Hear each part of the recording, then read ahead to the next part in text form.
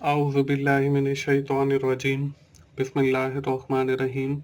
अस्सलाम वालेकुम दोस्तों, मैं हूं मोहसिन रज़ा और आप लोग देख रहे हैं 24/7 टीचर्स ऑनलाइन।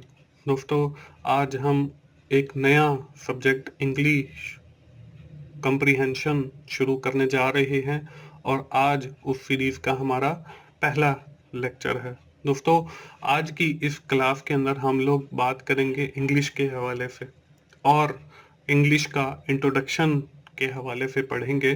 दोस्तों, ये जो हमारा कोर्स इंग्लिश कम्प्रीहेंशन का है, इसके अंदर हम इंग्लिश के हवाले से सीखेंगे। इंग्लिश की जो हमारे पास 4 स्किल्स हैं, जिसमें रीडिंग, राइटिंग, लिसनिंग और स्पीकिंग आता है, उस हवाले से हम लोग सीखेंगे। तो दोस्तों, हम अपनी आज की क्लास की इब्तिदा करते हैं और देखते हैं कि हम इंग्लिश जो पढ़ने जा रहे हैं, हमारे इस कोर्स के ऑब्जेक्टिव क्या होंगे। दोस्तों, मैंने आपको पहले भी बताया कि हम लोग through out this course English की जो हमारी 4 बेसिक स्किल्स हैं, जिसमें रीडिंग, राइटिंग, स्पीकिंग और लिसनिंग आता है, उस हवाले से सीखेंगे कि हाउ टू राइट इंग्लिश, कि हम कैसे इंग्लिश लिखते हैं, and how to read the English, हम कैसे इंग्लिश पढ़ते हैं, and how to speak the English, हम कैसे इंग्लिश बोलते हैं, and finally how to listen the English, कि हम इंग्लिश को कैसे सुनते हैं और उससे क्या प्रिडिक्शन अखज़ करते हैं। दोस्तों, हम आज की इस क्लास से अपनी जो इब्तिदा है, हमारा जो पहला ऑब्जेक्टिव है रीडिंग का, कि हाउ टू रीड इंग्लिश, के हम इंग्लिश कैसे पढ़ते हैं, उस से शुरू करते हैं और फिर आहिस्ता आहिस्ता हम राइटिंग, स्पीकिंग और लिसनिंग की तरफ बढ़ते चले जाएंगे। तो हम अपनी क्लास की आज की इब्तिदा रीडिंग सेक्शन से करते हैं और हम सबसे पहले ये देखते हैं कि इंग्लिश लैंग्वेज बेसिकली होती क्या है। English language is a mother language of peoples who belongs to English countries. English language उन लोगों की मादरी ज़बान है जो इंग्लिश कंट्रीज से बिलोंग करते हैं। In this course we have try to learn English language. हम इस कोर्स के दरमियान इंग्लिश लैंग्वेज को सीखने की कोशिश करेंगे। English language is a combination of 2 things, alphabetics and vocabulary. Alphabetics, किसी भी लैंग्वेज के हमारे पास 2 ही हिस्से होते हैं। उस लैंग्वेज के अल्फ़ाबेट्स मीन्स टू से के हरूफ तहज्जी, और दूसरा उसकी वोकेबलरी, के उसका ज़ख़ीरा अल्फाज या मजमूआ अल्फाज क्या है। तो दोस्तों, हम लोगों ने जैसे अल्फ़ाबेट्स की बात की, तो हमारी इंग्लिश लैंग्वेज के अंदर हमारे जो अल्फ़ाबेट्स हैं वो 26 हैं। हम through out this course English language के अल्फ़ाबेट्स के ऊपर और वोकेबलरी के ऊपर बात हमारी चलती रहेगी। हम फॉर द टाइम बीइंग आप इतना याद रखें कि we are learning English and English is a mother language of that peoples who belongs to English countries. दोस्तों, जब हम बात करते हैं अल्फ़ाबेट्स की और वोकेबलरी की, तो उसके साथ हम लोग ये भी देखते हैं कि हमारे पास एक वर्ड है डिक्शनरी। दोस्तों, हमारी इंग्लिश का जितना भी मजमुआ है, चाहे वो अल्फ़ाबेट्स की सूरत में है, चाहे वो वोकेबलरी की सूरत में है, वो सारे का सारा हमारा डिक्शनरीज के अंदर मौजूद होता है। हमारी कोई भी लैंग्वेज हो, चाहे हमारी अरेबिक हो, चाहे हमारी लॉ की लैंग्वेज हो, चाहे हमारी इंग्लिश लैंग्वेज हो, चाहे हमारी कोई और उर्दू लैंग्वेज हो, उन सब की डिक्शनरीज अवेलेबल हैं। दोस्तों, हम ये भी देख लेते हैं कि डिक्शनरी बेसिकली होती क्या है।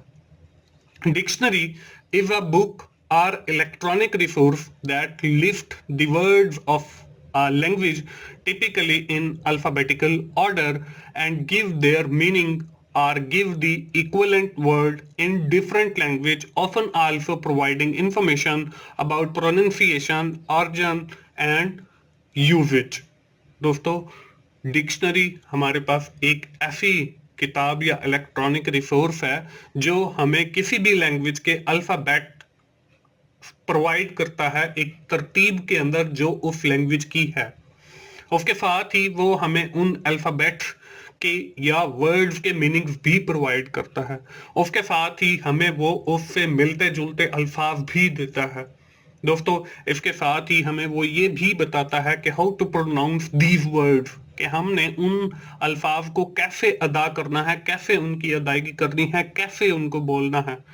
उसके साथ ही हमें ये उसके ओरिजिन के बारे में भी बताता है कि ये अल्फाज उस लैंग्वेज के अंदर कब से इनका आगाज हुआ और इनका यूजेज क्या है। दोस्तों हम चूंकि इंग्लिश लैंग्वेज पढ़ने जा रहे हैं तो हमारे पास इंग्लिश डिक्शनरी का भी होना जरूरी है, ताकि जब भी हमारे पास कोई ऐसा मुश्किल लफ्ज आए जो हमसे प्रोनाउंस नहीं हो रहा या जिसके बारे में हम मजीद डिटेल में पढ़ना चाह रहे हैं, तो हम उस डिक्शनरी की मदद से उसके बारे में इंफॉर्मेशन कलेक्ट कर लेंगे। दोस्तों हमारे पास मुख्तलिफ किस्म की डिक्शनरीज अवेलेबल हैं। हमारे पास लॉ की डिक्शनरीज होती हैं, हमारे पास डॉक्टोरियल डिक्शनरीज होती हैं, हमारे पास इंजीनियरिंग की डिक्शनरीज होती हैं, हमारे पास इंग्लिश की डिक्शनरीज होती हैं, हमारे पास उर्दू की डिक्शनरीज होती हैं, हमारे पास अरबिक की डिक्शनरीज होती हैं, और ऑलमोस्ट हर लैंग्वेज की अपनी एक डिक्शनरी मौजूद है जिसके अंदर उसके अल्फाबेट्स और उसके बाकी सारी इंफॉर्मेशन इंक्लूड होती है। दोस्तों हमने डिक्शनरी के बारे में तो देख लिया, अब हम ये देख लेते हैं कि हमारे पास डिक्शनरीज के इस्तेमाल क्या क्या होते हैं। दोस्तों इसमें 10 हम आपको स्क्रीन के ऊपर इसके यूजेज नजर आ रहे हैं डिक्शनरी के। हम सबसे पहले इसको देख लेते हैं और फिर वन बाय वन मैं आप लोगों को विद इन डिटेल बताऊंगा कि इसका यूजेज डिक्शनरी के अंदर क्या होता है। इसमें सबसे पहला है list of words A to Z, spelling of words, pronunciation of words, part of speech, origin of word, meaning of word, synonyms, anonyms, explanation of words and general information। तो ये दोस्तों 10 यूजेज हैं किसी भी डिक्शनरी के किसी भी language के अंदर। हम अब बारी बारी इन यूजेज को देख लेते हैं कि इनका डिक्शनरी के अंदर क्या यूजेज है। सबसे पहले लिस्ट ऑफ वर्ड है। The dictionary provide a list of word in chronological order A to Z, कि हमें डिक्शनरी किसी भी लैंग्वेज के जो अल्फाबेट्स होते हैं या वर्ड्स होते हैं उनको क्रोनोलॉजिकल ऑर्डर के अंदर, मतलब सबसे पहले A आएगा, फिर B आएगा, फिर C आएगा, इसी तरह जब Z खत्म हो जाएगा तो A B A C A D, और इसी तरह वो हमें एक लिस्ट ऑफ वर्ड्स प्रोवाइड करती है। The second usage of dictionary is the spelling of these words। दूसरा ये कि हमारे पास जो अल्फाज होते हैं उनकी जो करेक्ट स्पेलिंग होती हैं वो भी हमें डिक्शनरी प्रोवाइड करती है अगर हमें कहीं पर कोई कंफ्यूजन होती है। The dictionary provide the correct spelling of any word which is confusing. It will clarify your confusion by showing you the different spelling of the same word। जैसे अब हमारे पास एक चेक है, अब चेक 2 वर्ड्स हैं, इनकी स्पेलिंग करेक्ट आपको screen के ऊपर नजर आ रही है, ये डिक्शनरी की ही मदद से हमने देखी है। अब CHECK भी चेक होता है, CHEQU भी एक चेक होता है। अब देखें ये 2 अल्फाज हैं, हमें इनकी करेक्ट स्पेलिंग भी डिक्शनरी से पता चलेगी, इनका यूजेज भी डिक्शनरी से पता चलेगा, और इनके दरमियान क्या डिफरेंस है ये भी डिक्शनरी से पता चलता है। बहुत सारी डिक्शनरीज हमें बहुत सारी इंफॉर्मेशन प्रोवाइड करती हैं, और बहुत सारी डिक्शनरीज ऐसी भी होती हैं कि जो हम list of usages of words पढ़ रहे हैं, डिक्शनरी का यूजेज पढ़ रहे हैं, उसमें से कुछ चीजें वो प्रोवाइड करती हो और कुछ चीजें प्रोवाइड ना करती हो।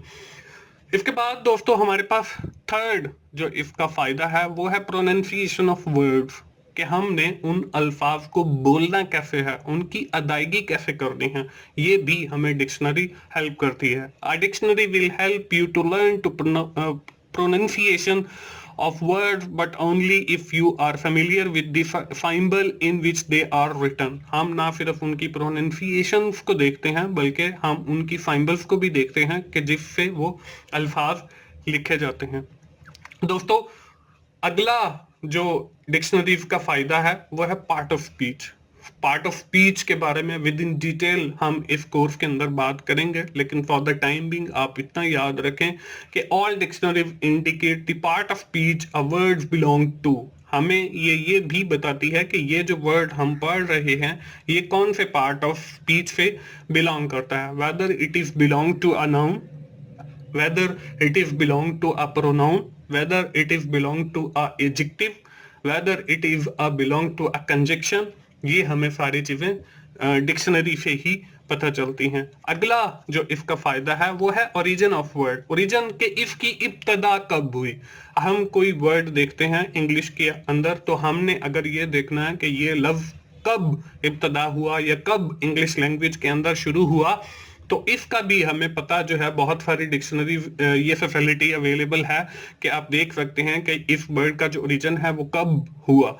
लेकिन बहुत सारी डिक्शनरीज के अंदर ये चीज नहीं भी पाई जाती। Some dictionaries indicate the origin and derivation of word before it became an English word. जब से वो इंग्लिश वर्ड बना इससे पहले क्या था और कब से उसका ओरिजिन हुआ, ये सारी चीजें भी हमें बहुत सारी डिक्शनरीज से पता चलती हैं।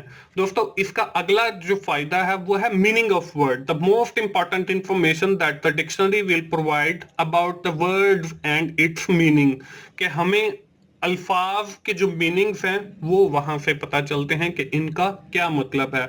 Most of the words have many meanings are shade of meaning. बहुत सारे जो अल्फाज हैं उनके बहुत सारे मीनिंग्स होते हैं। जैसे हम पढ़ते हैं जी पोस्ट। पोस्ट, अब एक जगह का नाम भी पोस्ट है। अब जो हमारे पास एक डाक आती है वो भी पोस्ट होती है। अब हमें जो डॉक देने आता है वो भी एक पोस्ट है। ठीक है, तो इस तरीके से हमारे पास डिफरेंट जो हैं किसी भी वर्ड के मीनिंग हो सकते हैं और ये सारे के सारे जो हैं हमें डिक्शनरी से पता चलेंगे।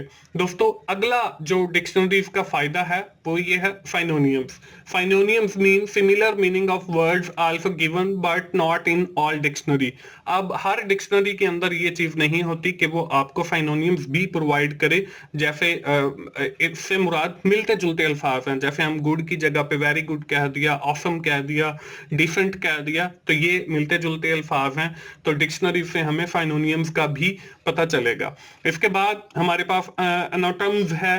ये अपोजिट मीनिंग ऑफ वर्ड्स हैं। ये भी हर डिक्शनरी के अंदर नहीं होते। जैसे आपने वो मुतजाद अल्फाज जो है वो पढ़े थे, जैसे डे है, नाइट है, तो उनके जो अपोजिट वर्ड्स होते हैं वो भी हमें डिक्शनरी से पता चलते हैं। इसके बाद अगला जो इसका फायदा है वो है explanation of words. Most of the dictionaries provide the explanation of the words.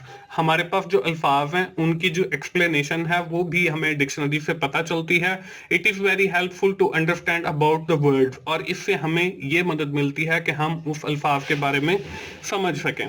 दोस्तों अगला जो इसका फायदा है आखिरी वो है जनरल इंफॉर्मेशन। अब जनरल इंफॉर्मेशन भी किसी भी वर्ड के बारे में वो भी हमें डिक्शनरी से पता चलती है। That is dictionaries provide the general information about the word, that the word is the name of an important person, place, countries, nationalities, or list other in the alphabetical order of words or special section at the back। अब इसमें हमें जो है ये भी dictionary से ही पता चलता है कि जो हम वर्ड्स पढ़ रहे हैं वो किसी एक खास बंदे का नाम है। जैसे हमने कायदे आज़म कहा, या किसी एक खास प्लेस का नाम शाही किला है, या अगर कोई कंट्री है, कोई नेशनलिटीज है, तो वो भी हमें डिक्शनरी से पता चलेगी। वो अल्फाबेटिकल ऑर्डर के अंदर भी होती है या किसी भी एक सेक्शन के बैक के ऊपर भी ये जनरल इंफॉर्मेशन लिखी हुई होती है। और ये भी मैंने जैसे आपको बताया कि हर डिक्शनरी में ये बात नहीं होती कि वो आपको जनरल इंफॉर्मेशन दे अबाउट द वर्ड्स